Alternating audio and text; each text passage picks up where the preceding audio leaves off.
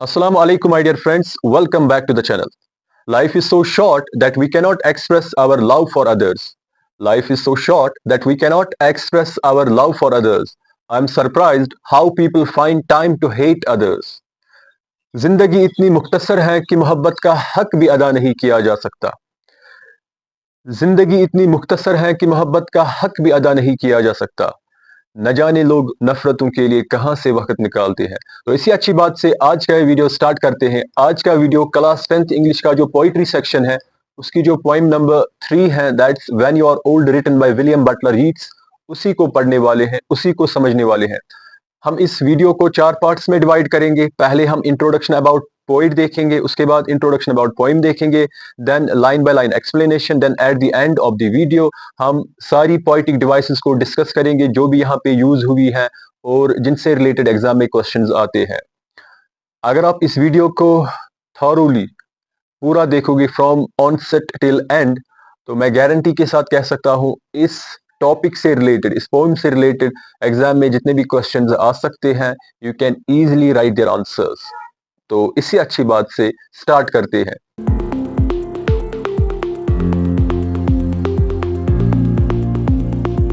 When you are old, written by William Butler Yeats. अगर हम introduction about poet देखेंगे, W.B. Yeats, William Butler Yeats short में W.B. Yeats, 13 जून 1865 में Dublin में, जो कि कैपिटल सिटी ऑफ आयरलैंड है, वहां पैदा हुए. फिर 28 जनवरी 1939 ईस्वी में इनकी डेथ हुई. ये एक Anglo Irish poet and dramatist थे. Anglo Irish means, Anglo means related to Britain, Irish means related to Ireland. तो ये एक Anglo Irish poet and dramatist थे. Fascinated by Irish legend, occultism and mysticism. Fascinate means इसका interest कैसे आया, इसका interest कैसे बढ़ा राइटिंग की ओर. वो आयरिश लेजेंड से, legend means stories of past, जो आयरलैंड की पास्ट स्टोरीज थी उनको पढ़ने से. और ओकुल्टिज्म से, occultism means study of supernatural powers, magical powers, उसको पढ़ने से इसका इंटरेस्ट बढ़ा. इसी तरह से मिस्टिसिज्म, रिलेटेड टू मिस्ट्रीज. ये तीन चीजें, लेजेंड, ऑकल्टिज्म, मिस्टिसिज्म, जिनमें इसका इंटरेस्ट था भी और इन्हीं से इसका इंटरेस्ट बढ़ा भी. Average student at school emerged as a greatest poet of English literature. ये यहाँ पे एक मोटिवेशन भी है कि जब हम स्कूल की बात करें तो एक एवरेज स्टूडेंट थे, लेकिन later on he emerged as a greatest poet. हत्ता कि इतना आगे जाके इसने इतना ज्यादा प्रोग्रेस किया. He even was awarded with Nobel prize in literature in 1923. Nobel prize भी इससे मिला. फिर आगे जाके आप देख सकते हो, he was average student, then he got Nobel Prize. He became greatest poet of English literature. इसी तरह से driving force behind Irish literary revival. Revival means किसी चीज को नए सिरे से जिंदा करना. Revival means rebirth. Irish literary revival, जो आयरलैंड का लिटरेचर था उसमें नए सिरे से जिंदा करना, उसको फैलाना, उसको ज्यादा से ज्यादा प्रमोट करना, उसमें W.B. यीट्स को एक ड्राइविंग फोर्स कंसिडर किया जाता है. मतलब कि एक अहम रोल अदा करने वाला W.B. यीट्स था आयरलैंड के लिटरेचर को प्रमोट करने के लिए. Founded Abbey theatre along with Lady Gregory and Edward Martyn. Edward Martyn और लेडी ग्रिगोरी के साथ इसने एबी थिएटर. एबी थिएटर एक ऐसा थिएटर था जिसका मकसद था, ये ऑपरेशन थिएटर नहीं है जो हॉस्पिटल्स में होता है, ये वो थिएटर होता है जो ड्रामा बनाने के लिए या इसी तरह से प्ले बनाने के लिए काम आता है. तो एबी थिएटर इन्होंने बनाया. इसका मेन पर्पस था जो भी आयरलैंड का लिटरेचर है उसको ड्रामास के फॉर्म में, इसी तरह से प्लेस के फॉर्म में प्रेजेंट किया जाए, उसकी शो केसिंग की जाए. तो ये एबी थिएटर इन्होंने फाइंड किया. Awarded Nobel prize in literature in 1923, जैसा कि मैंने पहले बोला. Greatest works like the tower 1928, the winding stair 1929. ये जो दो ग्रेटेस्ट मेजर वर्क्स हैं इसकी, द टॉवर जो इन्होंने 1928 में लिखा, द वाइंडिंग स्टेयर जो 1929 में लिखा, ये दो इसकी मेजर वर्क्स नोबेल प्राइज मिलने के बाद फेमस हुई. नोबेल प्राइज मिलने के बाद इनको बहुत ज्यादा शोहरत मिली इन दो काम को. इसी तरह से पॉइनियर ऑफ मॉडर्न पोइट्री, ये जो विलियम बटलर यीट्स हैं, इसे Pioneer of modern poetry, Pioneer means,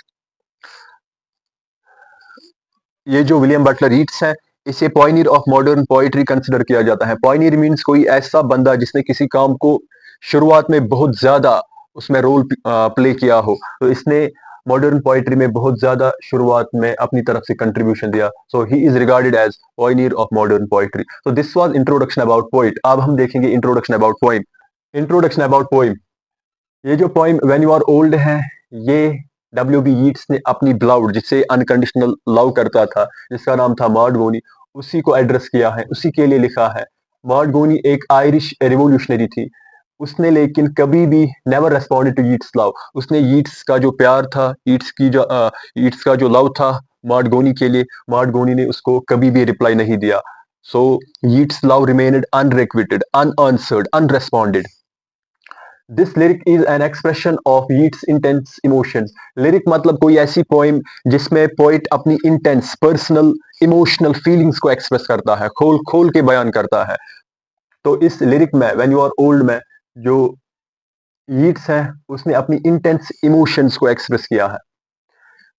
Yeats dramatizes his unrequited love by offering future command for the addressee. He wants addressee to read his poem in old age and think about his love for her. ये दो points हैं, इसमें ये कहना चाहता है कि Yeats ने अपने इस अनरिक्विटेड लव को, अनरिक्विटेड मीन्स अनआंसर्ड, जिसका रिप्लाई ना मिला हो, इसने इस अनरिक्विटेड लव को कैसे ड्रामेटाइज किया। Dramatise means to make an event और book into a picture, into a play, into a drama. किसी चीज को ड्रामा की शेप देना, इसी तरह से प्ले की शेप देना, इसको कहते हैं ड्रामेटाइज करना।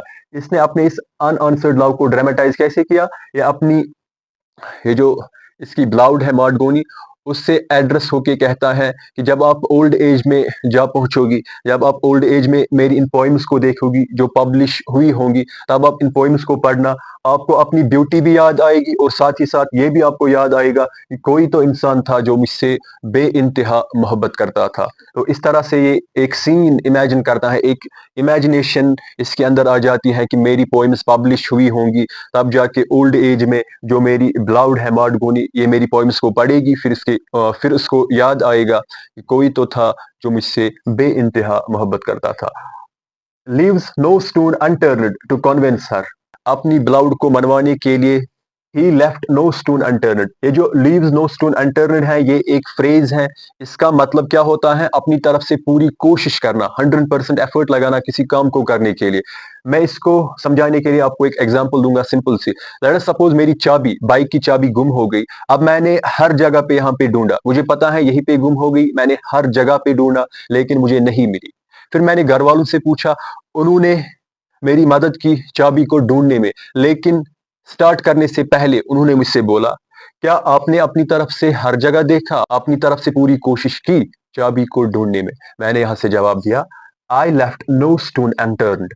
मतलब मैंने अपनी तरफ से 100%, 110% कोशिश की ढूंढने में। तो इसे कहते हैं लीव्स नो स्टोन अनटर्न्ड। यहाँ पे जो W.B. यीट्स है, इसने भी अपनी तरफ से पूरी कोशिश की, 110% एफर्ट की अपनी ब्लाउड को कन्विंस करवाने के लिए, लेकिन वो नाकाम रहे। Reader finds elegance of spirituality in this point. जब रीडर इस पोइम को पढ़ता है, उसको समझ में आता है ये जो W.B. यीट्स था, ये खाली एक्सटर्नल ब्यूटी से प्यार नहीं करता था, ये अपनी ब्लाउड की इनर ब्यूटी से भी प्यार करता है। जब भी एक इंसान दूसरे इंसान से प्यार करता है, इसकी बेसिस, इसका parameter physical beauty, external beauty होती है। यहाँ पे W.B. यीट्स तो फिजिकल ब्यूटी से प्यार करता ही करता था, जैसे कि बाकी करते थे, लेकिन इसका फोकस मेनली इनर ब्यूटी पे था। तो वो यहाँ पे एक स्पिरिचुअलिटी है, स्पिरिचुअलिज्म है। Taken from the Rose. The Rose एक कलेक्शन ऑफ पोइम्स हैं जो W.B. यीट्स ने लिखी है। ये जो कलेक्शन ऑफ पोइम्स हैं, ये सारी की सारी इसने अपनी ब्लाउड मार्डगोनी को एड्रेस की है। तो इसी द रोज से व्हेन यू आर ओल्ड को लिया गया है, जो आप यहाँ इस वक्त पढ़ रहे हैं। तो this was about poet, about poem, introduction about poet and introduction about poem हमने कंप्लीट किया। अब हम इस पोम की लाइन बाय लाइन एक्सप्लेनेशन देखेंगे। चलिए स्टार्ट करते हैं। When you are old and grey and full of sleep and nodding by the fire, take down this book. यहाँ पे W.B. यीट्स अपनी ब्लाउड मार्डगोनी से एड्रेस करता है फ्यूचर कमांड देके। जब आप बूढ़ी हो जाओगी, आपके बाल सफेद हुए होंगे, आप थकी थकी महसूस करोगी, full of sleep and nodding by the fire. आप फिर आग के सामने बैठोगी अपने आप को वार्मिंग देने के लिए, गर्म करने के लिए। अब आप बोलोगे ऐसा क्यों? बिकॉज बुढ़ापे में इंसान बहुत ज्यादा सर्दी महसूस करता है। एंड नॉडिंग, आपकी बॉडी में वो मूवमेंट, वो शिवरिंग हो रही होंगी, मेनली हेड में। अगर आप देखोगे बुढ़ापे में इंसान को वो शिवरिंग भी आती है। आप उस शिवरिंग के साथ आग के सामने बैठोगी खुद को वार्मिंग देने के लिए। फिर आप क्या करोगी, आप ये बुक उठाना and slowly read and dream of the soft look. फिर आप इसको धीरे धीरे पढ़ना और आप ड्रीम करना, मतलब याद करना, of the soft look your eyes had once. आप उन सॉफ्ट लुक्स को याद करना जो आपकी आंखों में थे once when you are young, and of their shadow deep, जो आपकी आंखों की डेप्थ थी, उनमें जो सॉफ्टनेस थी। आप वो आंखों की डेप्थ, आंखों की सॉफ्टनेस, मतलब कि आंखों की ब्यूटी को याद करना। ये पहला स्टेंजा है। How many loud your moments of glad grace, ये यहाँ पे रिटोरिकल क्वेश्चन है। क्वेश्चन किया है यहाँ पे एम्फेसिस देने के लिए राइटर ने। कितने ही ऐसे थे जो आपकी ग्लैड ग्रेस से प्यार करते थे। ग्लैड ग्रेस मतलब यूथ से, यंग से, जब आपकी यंग ब्यूटी थी। लाउड योर ब्यूटी, जब आप यंग थी उस वक्त आप बहुत ज्यादा ब्यूटीफुल थी। आपकी उस ब्यूटी से कितने ही लोग प्यार करते थे, मतलब बहुत ज्यादा लोग प्यार करते थे। और विद लव फॉल्स और ट्रू, और पता ही नहीं उन आशिकों में कितने सच्चे थे और कितने झूठे थे अपने प्यार में। But one man loved the pilgrim soul in you, फिर आपको याद आएगा एक आदमी था जो मुझसे सच्चे दिल से प्यार करता था। Loved the pilgrim soul in you, आपकी प्योर हार्ट से, प्योर सोल से प्यार करता था, आपकी इनर ब्यूटी से प्यार करता था, खाली इनर ब्यूटी से नहीं। And loved the sorrows of your changing face, वक्त गुजरने के साथ साथ, एज बढ़ने के साथ साथ जो चेहरे की रौनक खत्म हो जाती है, उसमें चेंजेस आती हैं, सॉरोज आते हैं, दुख दर्द की वजह से। तो जो वो फेस पे चेंजेस आती है, उन चेंजेस के साथ भी प्यार करता था। एक था ऐसा, एक आदमी ऐसा था। एंड बेंडिंग, मतलब कि यहाँ पे डब्ल्यू बी यीट्स अपने बारे में कहता है। And bending down beside the glowing bars, फिर आप ग्लोइंग बार्स मतलब फायर प्लेस के सामने बैठोगी, मरमर ए लिटिल सैडली, अपना सर नीचे करोगी फायर प्लेस के सामने, फिर अपने आप से बातें करोगी धीरे धीरे, मरमर अपने आप से बातें, little sadly, sadly, how love flood, मेरा ये प्यार कैसे चला गया। Flood second form of fly है, इसका मतलब यहाँ पे है उड़ना। मेरा प्यार कैसे उड़कर चला गया, कहाँ, and paced upon the mountains overhead, कैसे मेरा प्यार पहाड़ों के ऊपर से उड़ता हुआ चला गया। And hid his face among the crowd of star, फिर उसने अपने आप को छुपाया तारों के झुंड में, पहाड़ों से ऊपर चलता हुआ तारों के झुंड में जाके अपने आप को छुपाया। हिड मीन्स छुपाया।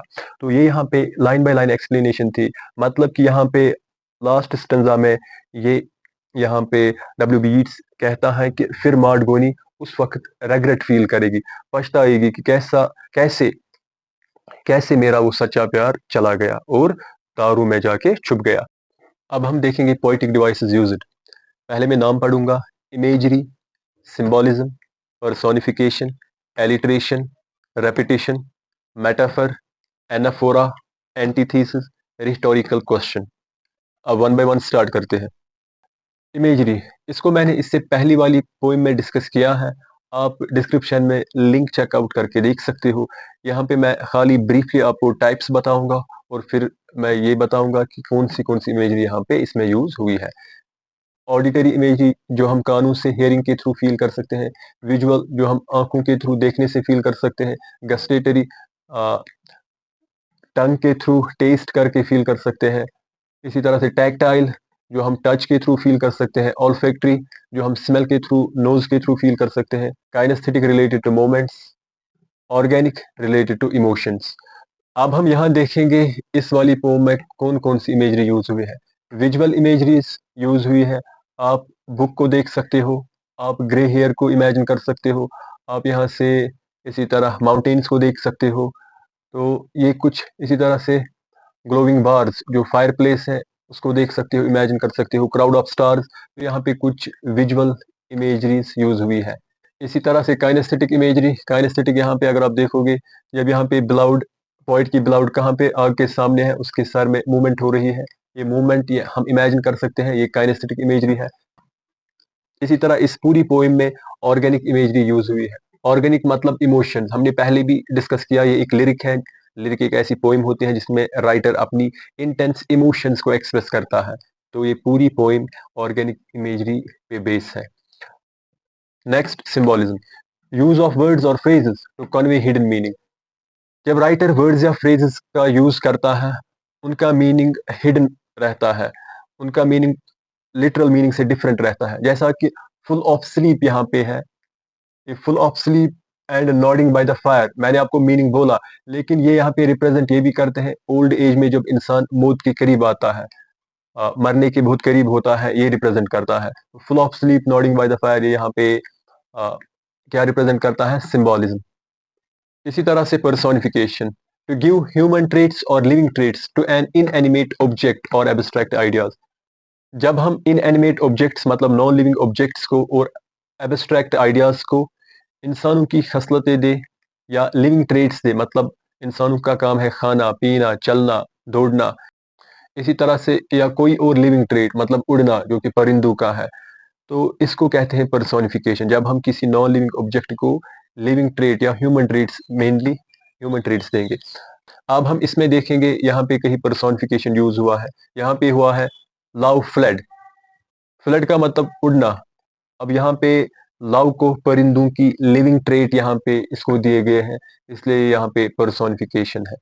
इसी तरह से एलिट्रेशन, व्हेन टू और more neighbouring words start with same initial consonant sound, जब दो या दो से ज्यादा वर्ड्स इनिशियल कंसोनेंट साउंड से स्टार्ट हो, मतलब उनमें उनमें इनिशियल कंसोनेंट साउंड रिपीट हो। यहाँ पे एक है, खाली एक यूज हुआ है, ग्लैड ग्रेस। ग्लैड और ग्रेस दोनों में इनिशियल कंसोनेंट साउंड है।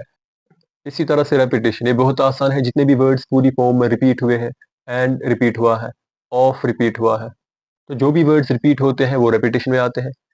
इसी तरह से मेटाफर, यहाँ पे स्टार्स को पोइट के साथ कंपेयर किया गया है, तो ये एक मेटाफर है। एंटीथीसिस, एंटीथीसिस भी यहाँ पे इस्तेमाल हुआ है। अगर आप देखोगे फॉल्स और ट्रू, एंटीथीसिस जब दो वर्ड्स एक ही लाइन में यूज हुए हो और उनका मीनिंग अपोजिट हो, फॉल्स ट्रू, ये यहाँ पे एंटीथीसिस है। रिटोरिकल क्वेश्चन, ये मैंने ऑलरेडी बोला है, यहाँ पे रिटोरिकल क्वेश्चन है जब पोइट क्वेश्चन करता है एम्फेसिस देने के लिए। इसी तरह से एनाफोरा, एनाफोरा का मतलब क्या होता है, जब दो या दो से ज्यादा लाइंस एक ही वर्ड से स्टार्ट होती है, जैसे एंड यहाँ पे दो लाइंस एंड से स्टार्ट हुई है, फिर यहाँ पे फिर से लास्ट में दो लाइंस एंड से स्टार्ट हुई है, ये एनाफोरा की एग्जांपल है। ये यहाँ पे पोएटिक डिवाइसेस थी। If you find these videos helpful, then do subscribe my channel for the latest videos. Thank you.